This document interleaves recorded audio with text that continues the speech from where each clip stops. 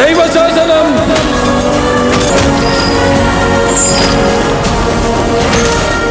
Hi everyone, welcome to Om Rewok Story. Semoga kalian sehat selalu dan diberikan rezeki yang berkah ya.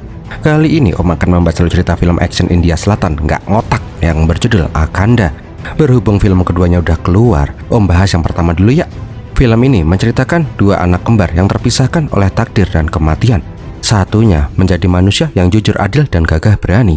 Sedangkan satunya lagi menjadi sosok setengah dewa yang bahkan bisa membangkitkan orang dari kematian. Ketika bumi mulai dikuasai keserakahan dan kerusakan, mereka pun bersatu melawan hal itu. Udahlah, langsung aja deh member Om Rewok Story.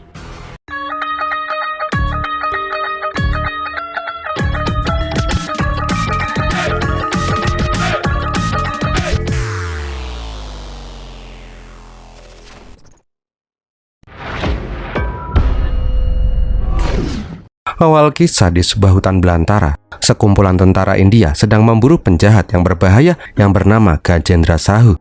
Pemerintah emang udah memburu Gajendra dari kapan tahu karena kekejamannya ketika beraksi. Tapi ngeheknya, tentara India yang katanya bisa mengalahkan Pakistan dengan mudah malah diserang habis-habisan sama Gajendra.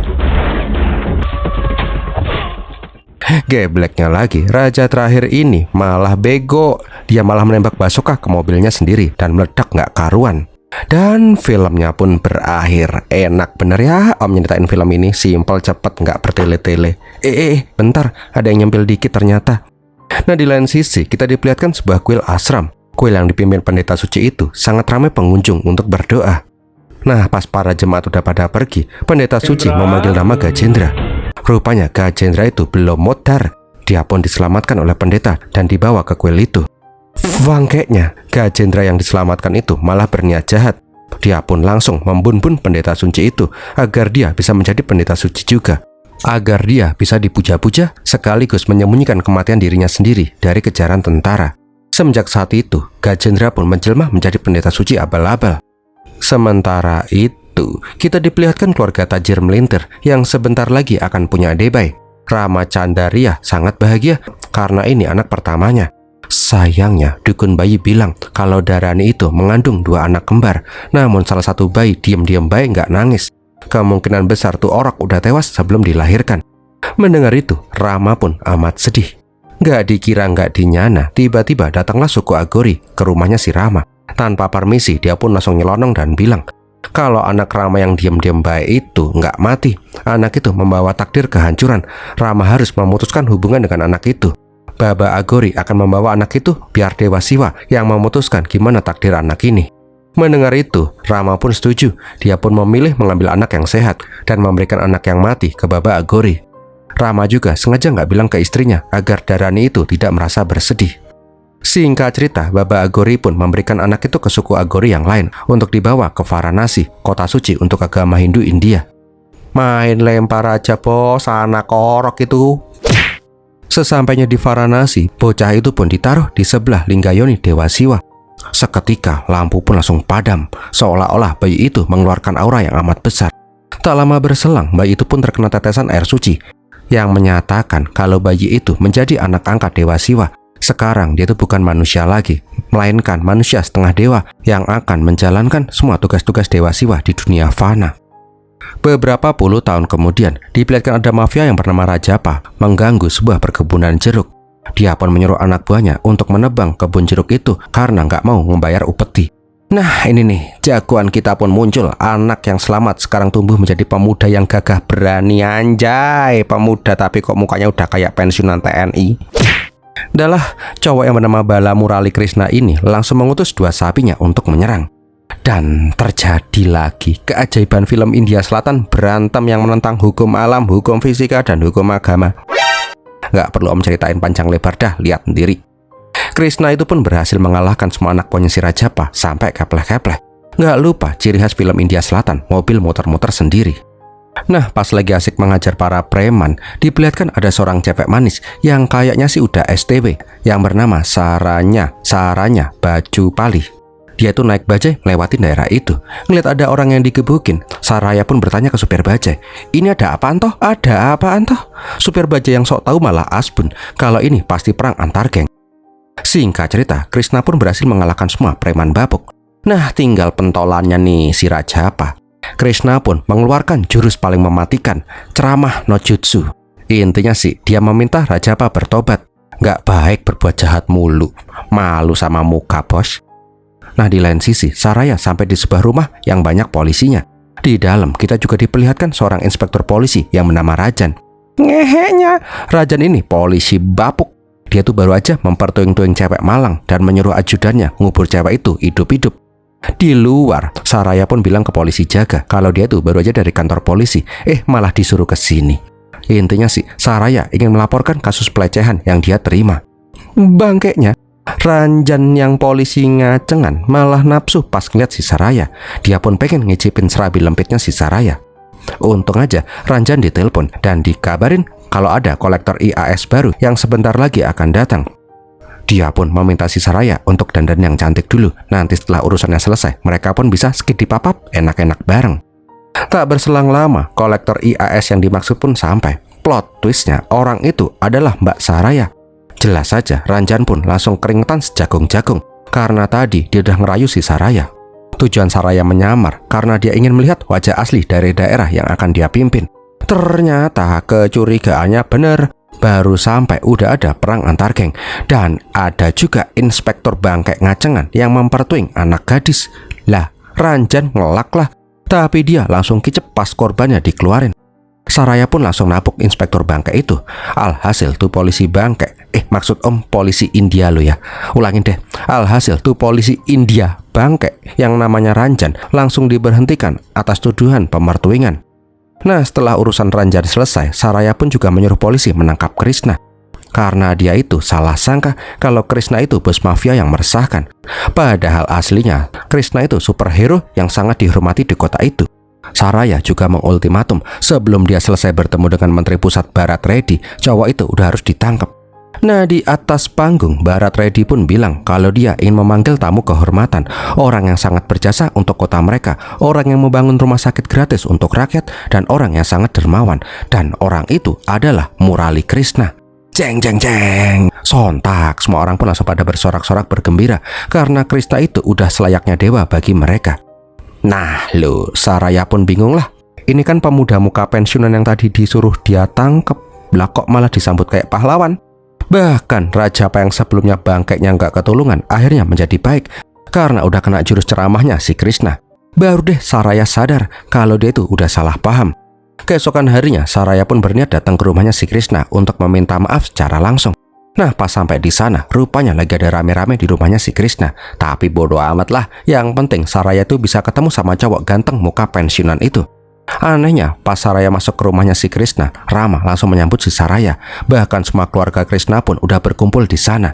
Ngeheknya, terjadi kesalahpahaman lagi. Mereka menganggap kalau Saraya itu adalah cewek yang akan dijodohkan dengan si Krishna. Tapi pas Rama Chandriyah ditelepon dan dikasih tahu kalau calon yang mau dijodohin sama Krishna itu melarikan diri, semua keluarga pun langsung pada cengok. Lah, kinjuk sopo cok? Tengsin semua lah. Saraya pun menjelaskan siapa dia yang sebenarnya dan tujuan dia datang ke sana. Setelah itu, Rama pun mengajak Saraya ke halaman belakang. Rupanya, Krishna itu lagi menerima tamu para petani miskin yang terlilit utang. Dengan kebaikannya si Krishna, dia pun membantu para petani-petani miskin itu. Ngelihat kebaikannya si Krishna, Saraya yang niatnya mau minta maaf malah langsung jatuh cinta sama si Krishna. Semenjak saat itu, Saraya pun jadi sering memanggil si Krishna ke kantornya. Asik. Ngelihat dua orang tuir ini saling salting pas ketemu, Padmawati, sekretarisnya si Saraya, cuman geleng-geleng kepala. Emang sih ya, di usia segini tuh lagi lucu-lucunya. Nah, pas Krishna pulang, Saraya melihat file izin tambang di hutan Namalamala. Saraya pun heran, bukankah hutan itu hutan lindung dan gak seharusnya ada pertambangan di sana. Merasa ada yang janggal, Saraya pun meminta si Padmawati untuk menginvestigasi tambang itu. Nah, di lain sisi, kita diperlihatkan aktivitas tambang. Pertambangan itu dikuasai oleh mafia yang bernama Farada, kakak dari inspektur bangkek Ranjan. Diceritakan kalau Farada memimpin dengan sangat kejam. Bahkan pekerja di sana dianggap budak olehnya. Farada juga sering mengambil para pekerja dari desa-desa sekitar untuk dijadikan budak. Bahkan satu-satunya cara untuk keluar dari pertambangan itu harus minta izin dulu ke malaikat maut, alias harus modar. Beberapa hari kemudian diperlihatkan Saraya mendatangi acara imunisasi polio yang diinisiasi oleh si Krishna. Krishna juga sudah mempersiapkan kejutan untuk tante STW cantik ini. Karena Saraya lagi ulang tahun. Dari situlah benih-benih cinta mereka pun mulai ketara. Mereka pun saling puji-puji gemes dan saling mengutarakan perasaan mereka masing-masing. Gayung pun bersambut, jogetlah, mau apa lagi, film India bos, nggak joget nggak asik.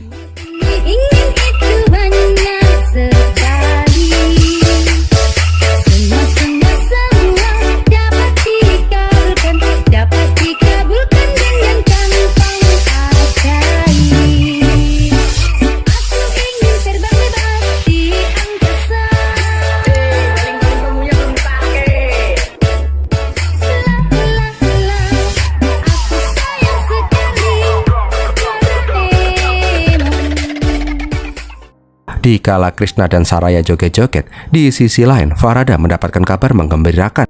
Ternyata pertambangan ilegalnya itu nggak cuma mengandung tembaga, tapi juga mengandung uranium, bahan yang amat langka dan mahal. Mendapati hal itu, Farada dan si Rajan pun tambah serakah. Mereka ingin menggali lebih dalam, tanpa peduli kerusakan lingkungan yang akan mereka perbuat. Dikala itu, pengusaha tajir yang bernama Jagadis berniat membeli tambangnya si Farada. Jagadis sadar dengan ditemukannya uranium, pemerintah akan melarang pertambangan ilegalnya. Hanya dialah yang bisa melobi pemerintah pusat untuk melakukan pertambangan uranium itu. Jelas saja tawaran itu pun langsung ditolak mentah-mentah. Bahkan Jagadis dihina habis-habisan sama si Farada. Dia juga dikasih kotak yang berisikan cukuran jembut. Nah, di lain sisi kita diperlihatkan Gajendra Sahu yang sekarang menjadi pendeta suci. Dia itu ngibulin semua pengikut-pengikutnya agar bisa mengendalikan para pengikutnya itu sesuka hati. Karena pengikutnya sekarang dari kalangan elit, petinggi, dan pejabat. Nah, nggak lama kemudian Gajendra pun didatangi oleh si Jagadit. Jagadit yang merupakan salah satu pengikut Gajendra meminta bantuan Gajendra. Tapi ngeheknya, Farada udah berada di sana terlebih dahulu.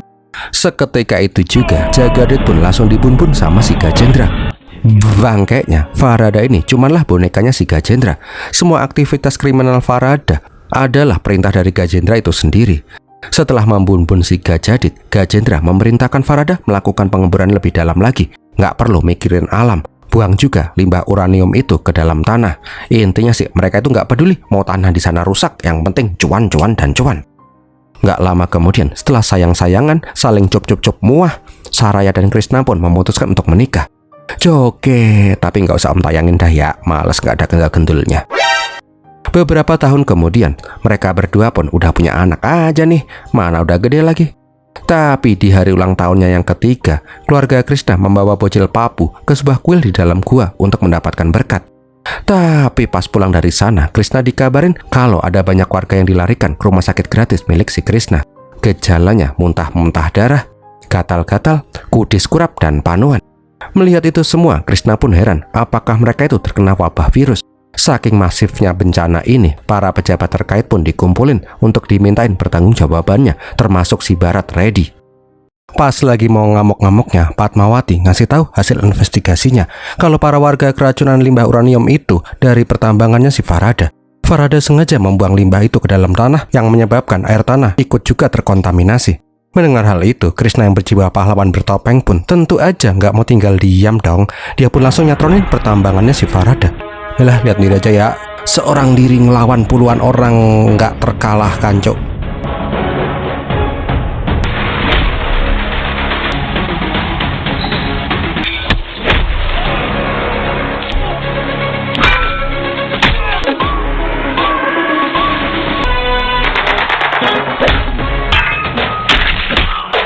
Setelah mengajar semua anak buahnya si Farada, adik bungsunya si Farada yang bernama Serapan langsung disiksa dan digebukin sampai moncrot-moncrot. Tapi nggak lama kemudian, Farada pun ikutan join mabar. Setelah tarik-tarikan rantai yang nggak ada faedahnya, mereka pun pengen duel hidup dan mati. Rantainya dibetot dong, nggak ngotak bener. Tapi untung aja mereka berdua langsung dipisahin. Bharat membawa si Krishna karena anaknya si Krishna, si Papu, tiba-tiba tumbang dan dibawa ke rumah sakit. Rama juga bingung kenapa si Papu juga ikutan sakit. Tapi belum sempat diperiksa, rumah sakit itu pun jeblok dari dalam. Alhasil banyak korban jiwa yang berjatuhan, dari pasien sampai dokter yang nggak luput dari ledakan itu. Bahkan Bharat Reddy juga ikutan menjadi korban ledakan. Melihat sahabatnya mati mengenaskan, emosi Krishna pun langsung meluap-luap. Nggak lama kemudian, Krishna pun dihampiri oleh agen NIA yang bernama Perumal. Karena ada menteri yang terbunuh di rumah sakitnya si Krishna, maka Krishna ditetapkan sebagai tersangka. Iki konsepnya dari mana sih? Wis lah, namanya juga film India. Tabrak aja lah, tabrak ceritanya. Tak cuman itu, Saraya juga ditangguhkan dari jabatannya sebagai kolektor IAS. Nggak usah ditanya deh, ini ulah siapa? Siapa lagi kalau bukan ulah Gajendra Sahu? Dia tuh nggak mau ada orang yang tahu tentang pertambangan uranium di pertambangannya. Gajendra juga menyuruh si Farada melenyapkan semua saksi. Alhasil Farada mengumpulkan warga desa dan dipelitosin pakai truk, ditembak-tembak, dikubur hidup-hidup, dibakar, pokoknya kejam amat dah. Ngehenya pemerintah malah fokus ke Krishna tanpa sadar kalau warganya itu dibantai habis-habisan. Perumal menuduh semua ini rencananya si Krishna karena dialah yang meminta si Bharat Reddy masuk ke dalam rumah sakit. Sementara itu kondisi Papu semakin parah. Nggak mau kehilangan putrinya, Saraya pun berniat membawa Papu ke rumah sakit besar di Delhi. Jelas saja Farada nggak akan membiarkan satupun serangga yang bisa lolos. Dia menyuruh anak buahnya melenyapkan Saraya dan yang lain. Setelah kejar-kejaran, Rajapa yang sekarang udah tobat berniat mengorbankan diri agar Saraya dan yang lain bisa melarikan diri. Alhasil dia pun tewas dibacokin rame-rame. Namun walaupun Rajapa udah berkorban, anak buahnya si Farada masih aja tetap ngejar. Alhasil Narapa juga ikutan modar, dicantolin arit di leher dan ketabrak tiang listrik. Kebetulan banget ya, ada tiang listrik 1 biji yang nyempil di gurun tandus. Ambulah. Setelah semua orang di sekitarnya pada modar, Saraya pun berjuang mati-matian untuk membawa kabur Papu yang tidak sadarkan diri. Tak terasa dia pun berlari sampai malam. Di tengah kepanikan, Saraya memasuki sebuah gua untuk bersembunyi. Beruntungnya, itu adalah gua suci yang didiami petapa suci anak angkat Dewa Siwa.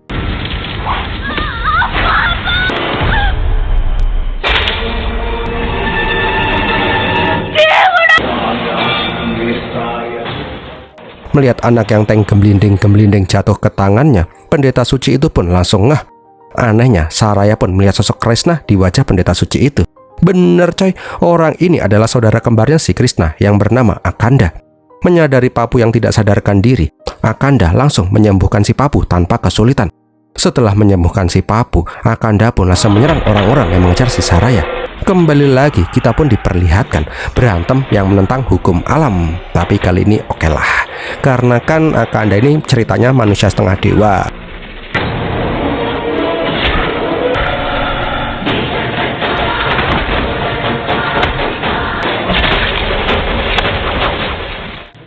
Setelah membantai semua orang, Serapan adik bungsunya si Farada juga dibuat mokat. Nah, di lain sisi, Gajendra menyadari ada sosok yang sangat kuat yang akan menghampirinya. Sadar akan hal itu, Gajendra pun memerintahkan anak buahnya untuk memindahkan markas ke tempat yang jauh. Beberapa saat kemudian, Farada dan yang lain pun melihat bekas pembantaian yang sangat mengerikan. Farada dan si Rajan jelas saja amat marah dan bertekad akan membalas dendam atas kematian adik mereka. Di saat itu, keluarlah petapa entah berantah.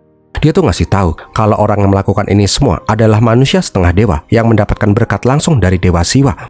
Selama ini Akanda pergi berkeliling untuk menjalankan misi dari Dewa Siwa. Tapi sekarang perhatiannya sudah tertuju ke Farada dan Gajendra karena mereka telah merusak bumi. Setelah itu Farada pun menemui si Gajendra yang udah pindah markas. Farada ingin bertanya siapakah sosok musuh mereka yang kekuatannya nggak ngotak habis. Intinya sih Gajendra menyuruh Farada berhati-hati mulai saat ini. Nah, di lain sisi, Ranjan yang udah dipecat akhirnya kembali mendapat posisinya karena Saraya diskorsing. Dia pun langsung pengen menangkap si Saraya atas tuduhan apa aja boleh, yang penting Saraya ditangkap. Intinya sih agar orang yang membunuh adiknya itu juga bisa ditangkap.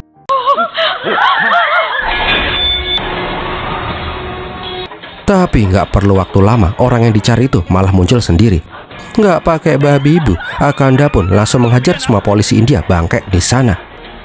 Nah, pas ngeliat si Akanda, Dharani pun sangat kaget karena dia melihat sosok putranya di dirinya si Akanda. Tapi sebelum lebih jauh melangkah, Rama menyetop si Dharani.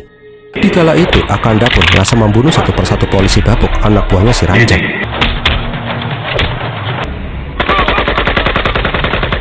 Setengah dewa tapi pakai AK-47, cok.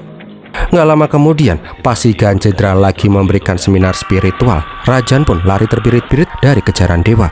Di saat itu jugalah Rajan langsung ditusuk pakai trisula suci, udah kayak sate kelatak. Melihat itu, Gajendra pun langsung cengok dan ketakutan.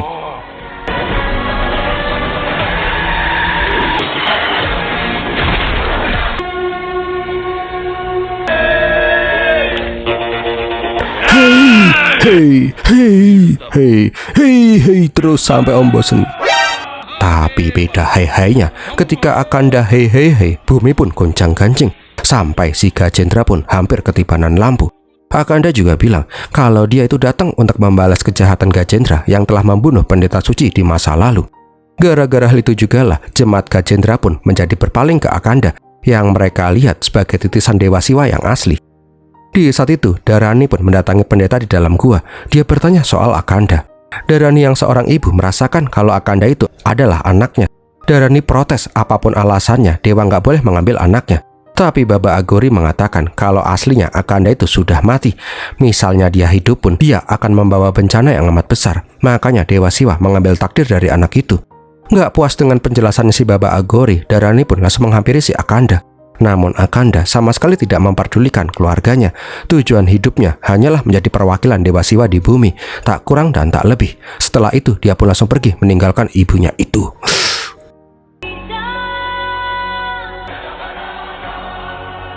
Di sisi lain, Gajendra mendatangi temannya, seorang dukun sakti mandraguna yang bernama Pracanda. Pas melihat fotonya si Akanda, Pracanda pun menyadari kalau sosok Akanda itu manusia setengah dewa. Pracanda mengakui kehebatannya si Akanda karena dia adalah interpretasi dari kematian itu sendiri. Tapi walaupun lawannya setengah dewa, Pracanda berjanji akan membantu si Gajendra. Dia juga meminta si Gajendra berhati-hati karena sekarang Gajendra sudah dinotis sama si Akanda. Sementara itu, kita juga diperlihatkan Saraya yang hendak menjenguk suaminya. Tapi dia langsung dilarang oleh si Perumal.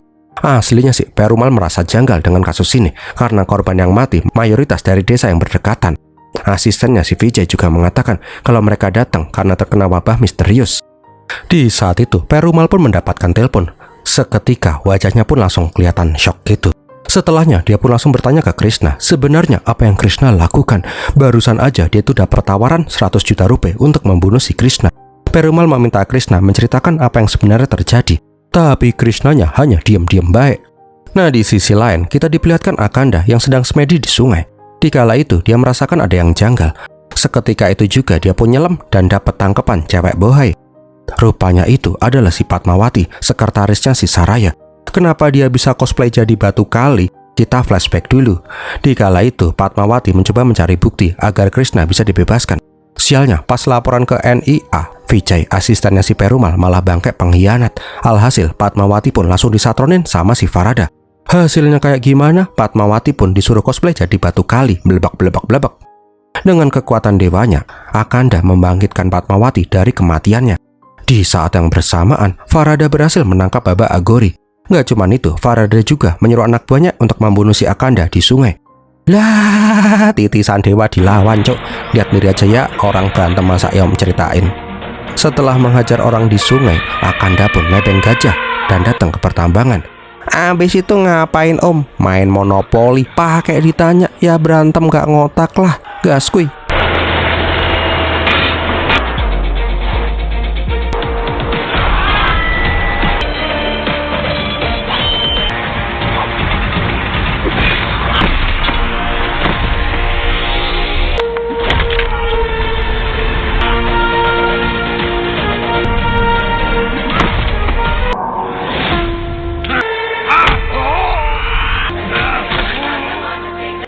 Singkat cerita, Farada pun ditikam pakai kunai Vrindavan.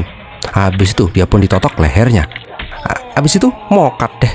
Ngeheknya, Perumal dan anak buahnya malah ikutan join mabar. Akanda meminta Perumal untuk menyingkir, kalau enggak semua orang juga akan ikutan mati kayak si Farada. Akanda pun bilang dia sedang membersihkan hama yang mengotori bumi. Di saat itu, Vijay si pengkhianat malah berniat membunuh si Akanda. Tapi itu bangke langsung ditekuk-tekuk sama si Akanda. Akanda yang setengah dewa menyadari niat jahat dari si Vijay. Akanda juga bilang siapa saja yang berani menantang alam akan dilibas sampai ke ubun-ubun. Karena omongannya si Akanda, Perumal yang sebelumnya bapuk akhirnya tersadarkan. Dia pun memberikan surat pembebasan penuh untuk si Krishna dan menangkap semua antek-anteknya si Farada. Akanda juga ikutan membunbun orang-orang Gajendra yang masih aja ngeyel. Sampai suatu hari, Papu kembali pingsan. Walaupun udah dibawa ke rumah sakit, tapi dokter nggak mengetahui apa sakitnya si Papu. Pas di Terawang, rupanya Papu itu kena santet sama si pacar Pracanda. Pracanda bilang, inilah saat mereka membunuh dewa.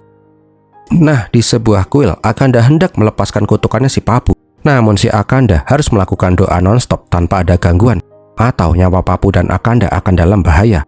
Singkat katanya, upacara doa melepas santet pun dilakukan. Bener aja, pas prosesi dilakukan, Gajendra dan antek-anteknya udah bersiap-siap di luar kuil untuk membunuh si Akanda.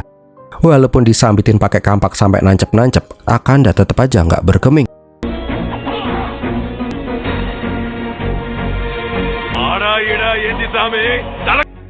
Nggak mau menyerah, Gajendra malah mau menembak si Akanda yang sedang lemah. Tapi nggak semudah itu Verguso. Krishna datang untuk menyelamatkan saudara dan anaknya. Sialnya, Krishna itu malah dikeplak dari belakang. Ketika kepalanya nyut-nyutan, sapi piaraan Krishna pun ikutan join mabar. Nggak mau fokus ke Krishna, Gajendra pun menyuruh menyerang si Akanda. Tapi semua sia-sia.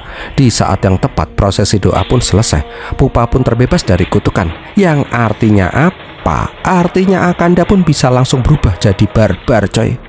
Lihat di Jaya, pokoknya terbang-terbang, kelepak-kelepak-kelepak, dor-dor-dor-dor, duar-duar.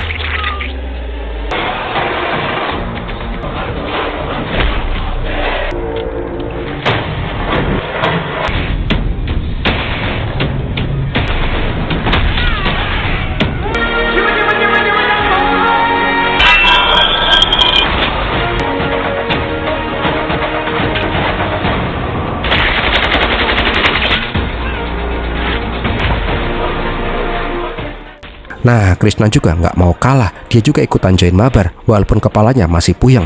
Singkat katanya, Pracanda pun tewas dibacok sama si Akanda. Habis itu, si Gajendra juga dibun-bun sama sapi yang ngamuk. Setelah semua selesai, Akanda pun pergi tanpa memperdulikan orang tua dan saudaranya. Namun dia langsung berhenti ketika si Pappu memeluk kakinya si Akanda.